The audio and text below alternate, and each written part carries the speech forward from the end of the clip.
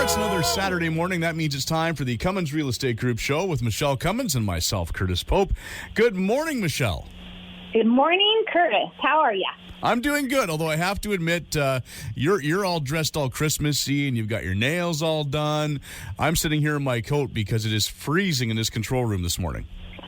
Oh, my goodness. Do you have the AC on? Maybe that's it. Did I turn the wrong thing on this morning? That's a possibility. It is the middle of winter. There is snow in the air. I know. I could, maybe you're right. Maybe I did hit the wrong switch. That's quite possible. Is your window open, maybe? No, the windows don't open. That's right. They don't. Yeah, I know. I could scratch that off the list. I haven't done that wrong. I haven't been in the studio in so long. I forgot your windows don't That's open. true. Yeah, no, the windows don't open in studios. Generally, they don't open because they want soundproofing and whatnot. And plus, if we could open the window, we'd be throwing stuff at people and things like that. You know what radio people are like. That's not good. Yeah, it's just a lawsuit waiting to happen. So it's better this way. I have to ask you. Last week,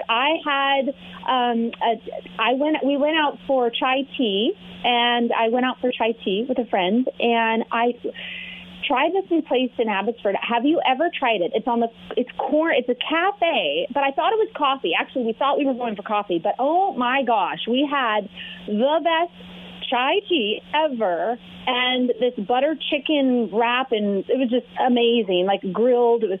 But it was so unexpected. It's called Chaiiwala of London. I've seen that. I've driven by it. It's right in the corner of South Fraser Way and Gladwin, but I haven't actually set foot in it yet. Oh my gosh, it's such good Indian food and just a billion different flavored chais. The best I've ever had, and I love chai. I like chai tea as well, so I would like that.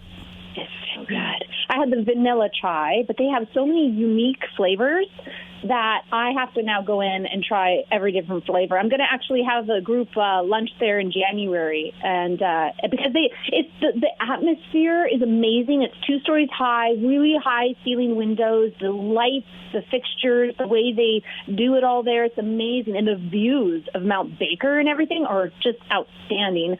We sat up on the topper level. The topper level. Yeah. Hey, Curtis, what things are you going to do now that we're like less than 2 weeks away from Christmas now? Oh, my gosh. We're like so 8 close. days. Well, no, it's 7 days. I'm doing the math here. My math is not good. We're like a week away. So a week ago, we were 2 weeks away from Christmas. That's how fast my life is, just blink of the eye. I hear you. But I had time to put on an ugly sweater. Yeah, no, you see, again, I'm just wearing my coat right now. I'm not looking all that Christmassy. I am wearing my Vancouver Canucks hat, but nothing Christmassy. Well, kudos for that. Not even like a Christmas pin in the Canucks hat? No, I'm feeling very un-Christmassy. I'm not sure what's wrong with me. Maybe I should have painted my face green and come in as the Grinch. I don't know. Yeah, probably. That's a good idea. Well, I could share my little lights here with you, but you're in the studio and I'm locked out. Yes, I totally hear you. So traditionally, Richard and I love going to Art Knapp during the Christmas holiday time. And we love. It just becomes this Christmas. It's huge. We spend at least 4 hours walking through with a hot coffee and thermos, and I always come out with some amazing stuff. Do you ever go there for Christmas time? Yeah, you know what? That used to be a big part of when I was a kid. My mom always went to Art Knapp's, year round. The one almost in Steveston, where it's not there anymore. But when I was growing up, I used to always go there. Yeah. Oh, I've never been to that one. I always go to the one on the Shirlane border in between. But and the other traditional thing I love doing, we don't do it every year, but maybe every 3 years. And whenever we have guests over, we always bring them to the Capilano with the Christmas lights, Capilano Bridge. Yep. Suspension Bridge. That is fun. And the Vancouver Christmas Market is a blast. The funny thing is, I've, born and raised in Vancouver. Well, born in Vancouver, raised in Richmond. I have never been to the Capilano Suspension Bridge. Are you serious? It's one of those things because, it's there and it's the touristy thing and, it's always there. I can always go there. I just never have. See, that's the thing, is we live in one of the most touristy places. That's so great. We have so many places and things to do all year round for every season. And yet we don't enjoy what's in our own backyard. Okay, you have to make me promise that you and your family will go to Capilano I'd like to say this season, well, during New Year's, it's so fantastic.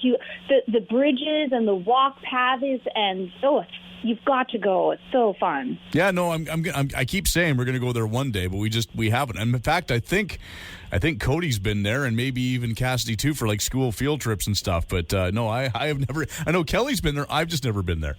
Fun. I've driven by it a number of times, just never gone in. And you got to get some divinity fudge from the little fudge store. Like, they have a little market there. Okay. That's always mine. That's my, little tradition. What traditions do you have?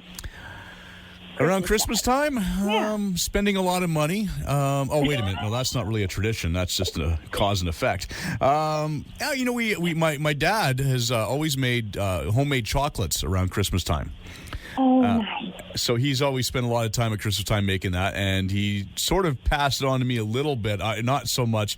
But now he's teaching, the grandkids how to make them. He's just kind of skipping me and my brother. Oh, they're useless. I'll teach the grandkids how to make these things. Milk chocolate or dark chocolate? Milk chocolate, dark chocolate. He makes, these like little peanut butter things. He makes, peanut clusters. He makes all kinds of stuff, and they're really good. And it keeps him out of trouble. So that's one family tradition we have. And, one of them has always been, not that we always got a ton of it, especially growing up in the Lower Mainland, but, the family would go for a walk with that first snowfall when the snow's coming down, things like that. So, little things like that. Watching certain Christmas movies every year. I know a lot of people have that tradition. That's kind of one of the things we do as well. What's a couple of your go-to Christmas movies you watch every year? Well, my daughter's favorite movie of all time is Elf with Will Ferrell, which is a good one. I love A Christmas Story. Yes, you'll shoot your eye out. Yeah, and the whole family love The Grinch. I knew that was going to be one of yours. And, of course, Christmas Vacation is classic, too. Every dad can relate to Clark Griswold. So true. Those are great ones.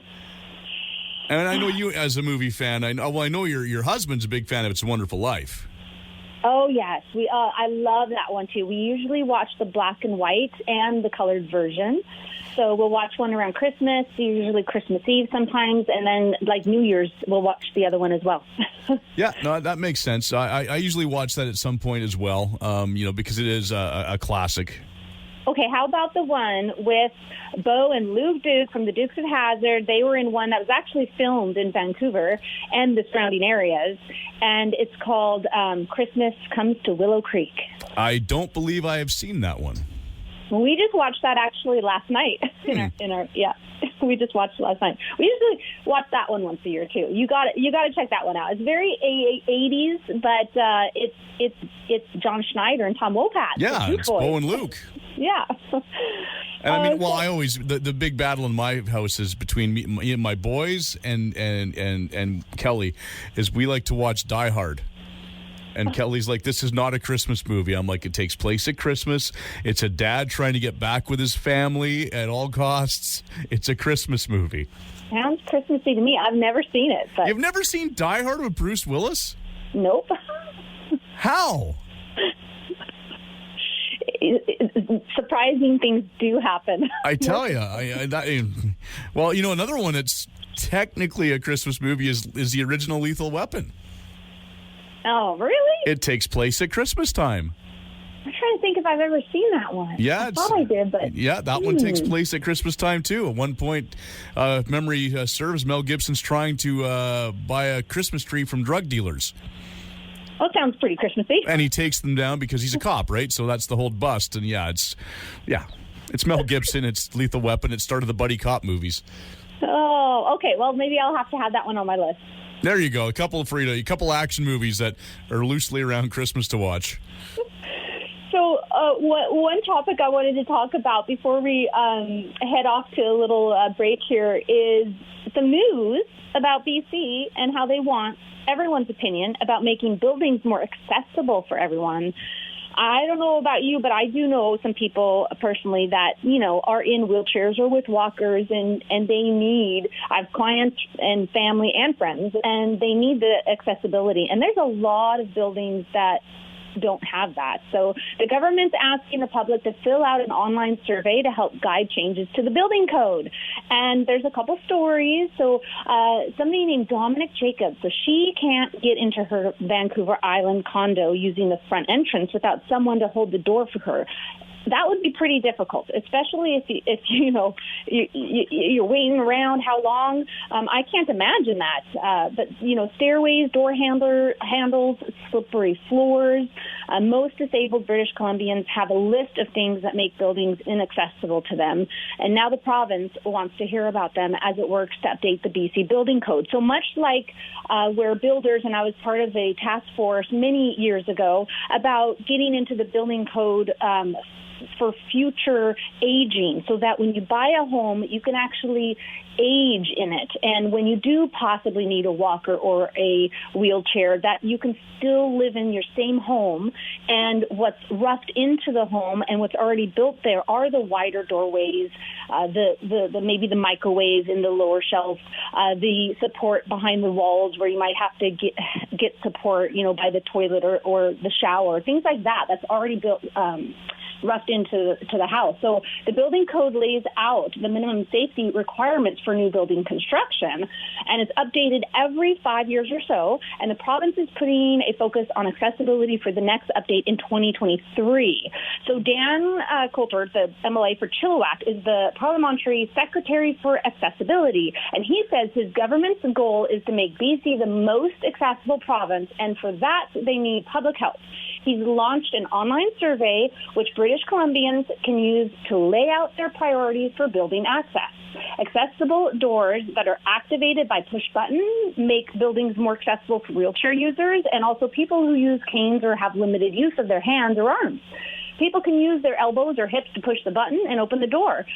So he says, I think we can use the survey and the input from British Columbians to help us shape the building code, maybe in areas we never thought about. So accessibility is something Coulter thinks about every day, because not just, I don't know if you knew, but not just because his job, but it's because he uses a wheelchair.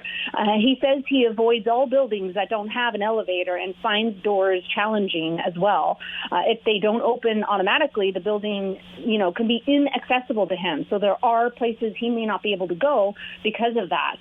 Jacobs would like all new buildings to have automatic doors that are activated by the simple swipe of a key fob. They should also slide open. That's such a great idea. I love that idea. So there is lots of room for people to get through using the scooters and wheelchairs. The province, they're wanting to offer grants to builders to help cover the costs and make it easier to include during their construction. So buildings for everyone is what they want. So that is a little news that please go on and find. Maybe if you Google, I don't have the link for you. I'll put it actually on my homepage on my website probably later today. But the province has the survey, so I'll put the link there. But if you just search BC, building codes accessibility survey, you probably will find it as well. But it'll be on my homepage. All right, very cool. If people want to go to that homepage and get some more information, what is that web address? MichelleCummins.ca. We're back with more right after this. She's a somewhere girl. She's a somewhere girl.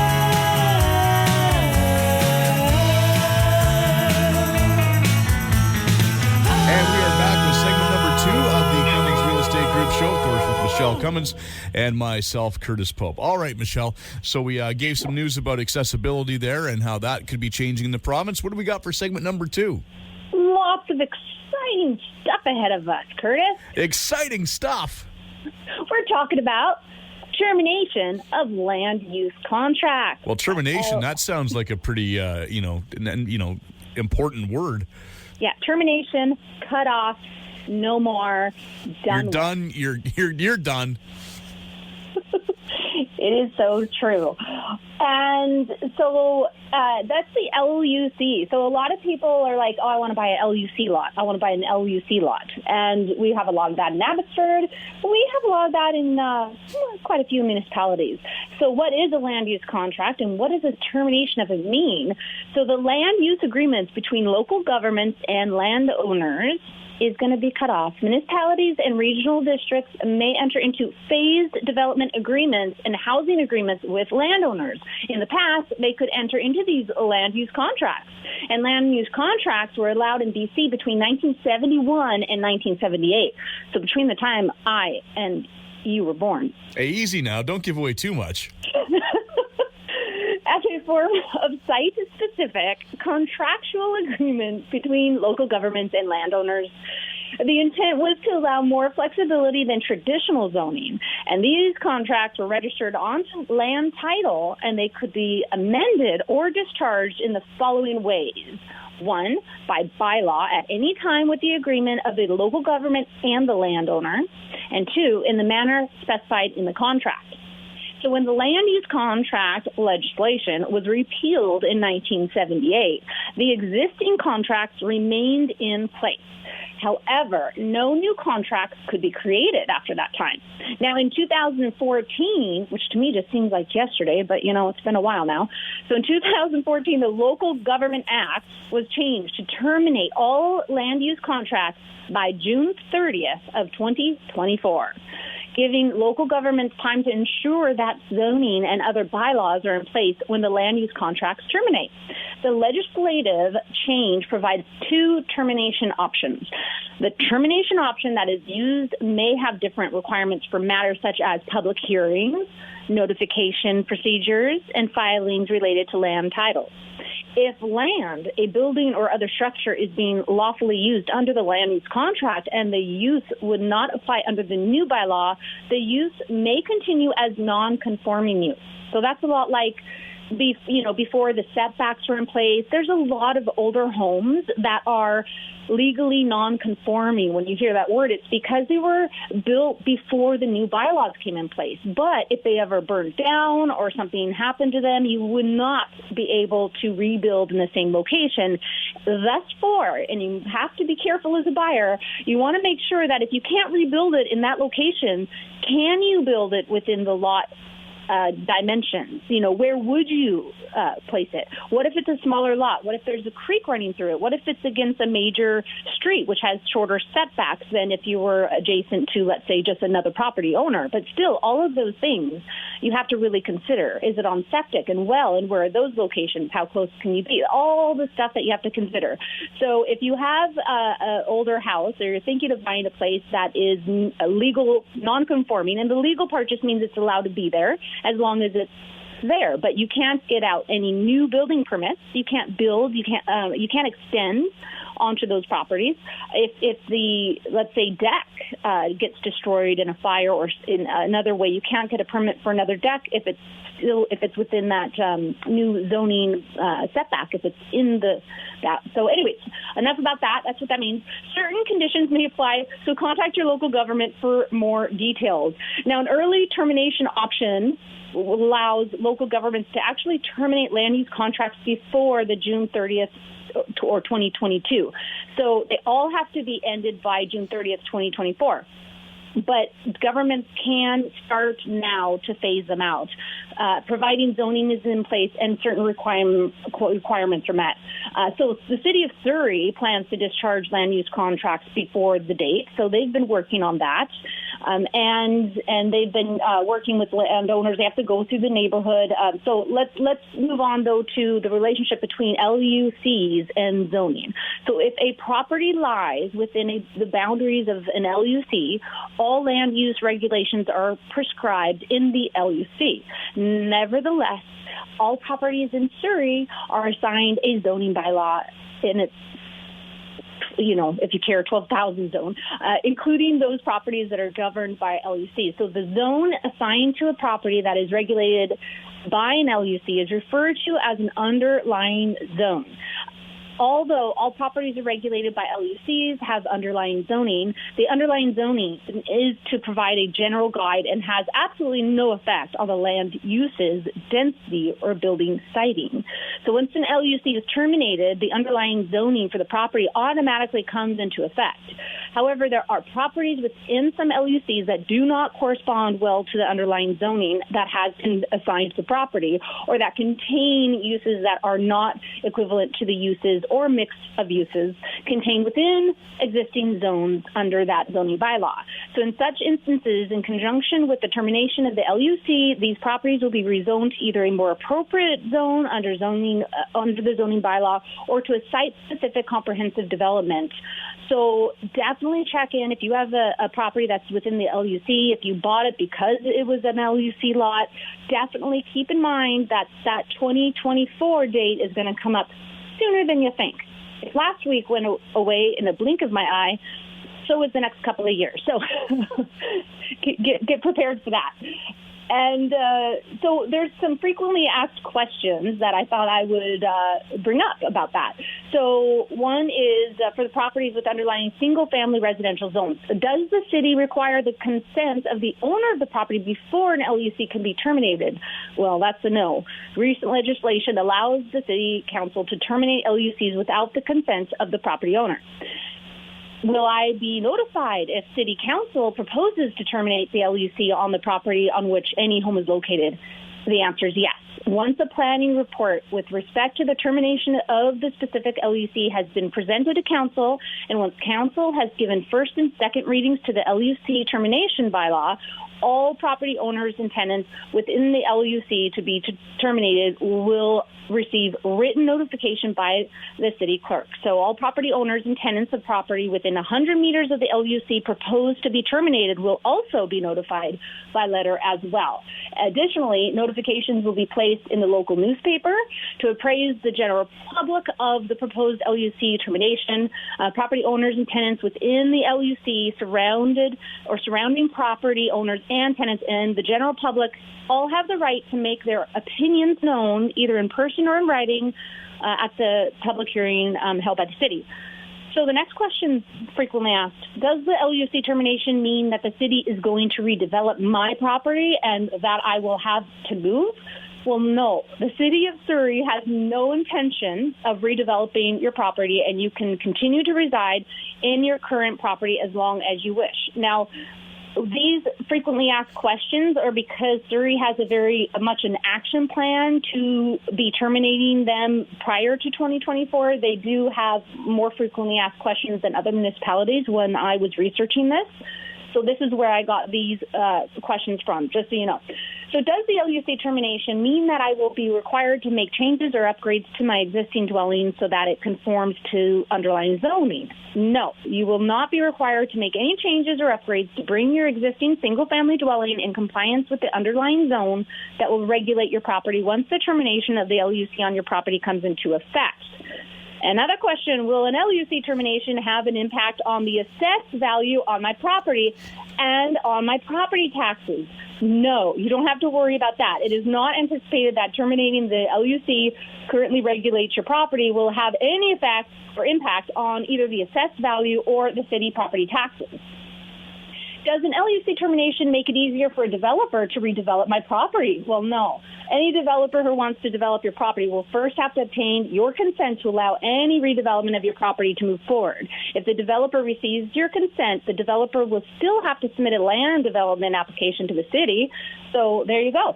And when an LUC termination bylaw is adopted by council, does the underlying zoning come into effect immediately?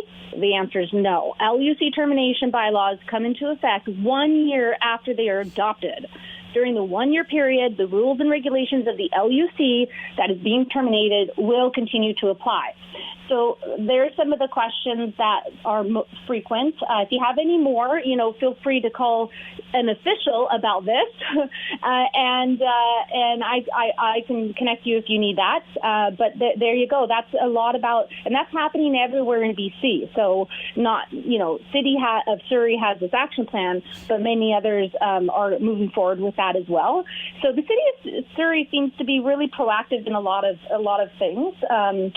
But yeah, so there you go. I have a quote of the week I would love to share. I would love to hear it. Do you know Benjamin Franklin? Not personally. Me either, but he has a good quote. that I like to live by. The quote is, by failing to prepare, you are preparing to fail. And yes, I'm really looking at that this week. Actually, I'm meeting with friends this week, and I'm gonna update my dream and vision board. And a couple of them don't have one, so they're going to create one. And it's been about 15 years since the last time, and that was the first time I have made one. Have you ever made one, Curtis?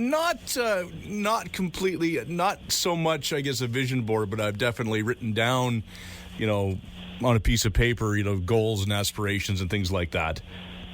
I have to tell you, my life, my whole trajectory, it changed once I really sat down and purposely made myself this dream vision board. When I made my dream serious enough to go big and take the time to put it on the vision board, it's amazing. I didn't look at it every day, but just taking that time to process and think about it and what do I want out of life, and really putting it down, like taking that time, it's like it solidified it for me. And I'm telling you, most things on my vision board have come true since I did that. And I think I did that way back in 2014, funny enough. I think that was the year I did it. And I pulled it out the other day, and I did the presentation on Zoom for a group. And I'm like, oh my gosh, it's amazing how most everything's come true. And so I'm ready to update it. And so I'm going to have fun and do that this week. And I encourage everyone to have a look at theirs and make one if you haven't. And in 2022, start really working on all the stepping stones you need to make your dreams come true and your vision a reality. Absolutely. Sounds like a good plan to me. Now, of course, I guess we'll be off next week because it's going to be Christmas morning, and I don't particularly want to be here. I don't either. I like to be sitting by the tree. Yeah. I think that's my plan, too. Maybe a Christmas coffee or two. Mm-hmm. Or maybe even 3. So maybe we should wish everybody a happy Christmas, Merry Christmas and Happy New Year and all that right now. Yes. Merry Christmas, everyone. All right. Well, we were supposed to do that together. Well, we're supposed to say it together. We can't. Yes. We're going to try to on the count of 3, or we go on 3, or just before 3. 3, 2, 1. Merry Christmas. Well, that almost worked. All right. We'll practice for next year. We will. We have a year to practice now. If people want more information about you and what you do as a realtor, where can they go? MichelleCummins.ca. And join us again next week when we will talk real estate in order to unlock your real estate potential on a show where real estate is maximized. Thanks for listening.